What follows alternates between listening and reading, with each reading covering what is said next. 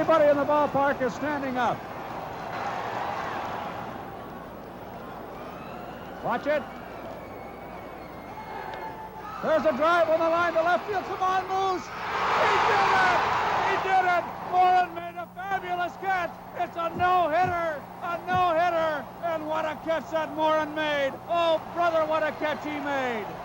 He set records that'll never be matched because a guy doesn't hang around for 40 years with the same team, and he had way over 5,000 broadcasts.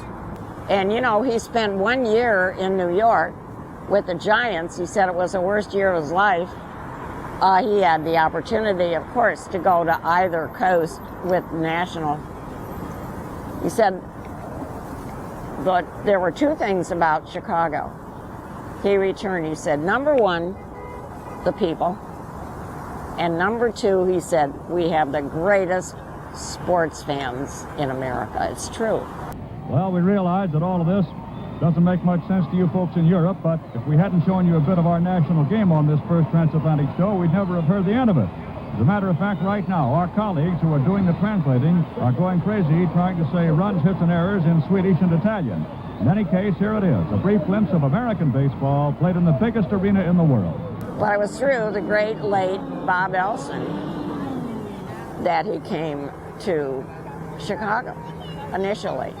In case you just joined us, you're listening to the voice of the United States Senator from Illinois, Paul Douglas, in what has to be a television first, calling a play-by-play. We challenged him, and he took it. He came up to visit us, and here's Ward. Said, how about it, Senator? And he said, told me he's 25 years old. He's old enough to vote.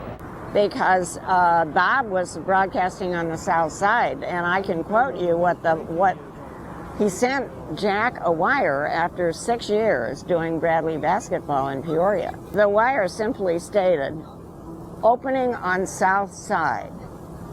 If asked, you know everything about baseball. He didn't know diddly-duck about baseball. Jarvis fires away. That's a fly ball deep to left. Back. That's it. That's it. Hey, hey, he did it. Ernie Banks got number 500. You know, it just was coincidental when someone hit out a home run, Jack would say, hey, hey. He fell in love with a couple of words. Didn't realize it. And his producer at the time was a fellow by the name of Arnie Harris. Arnie started flashing it on the screen, and Jack said, what are you doing?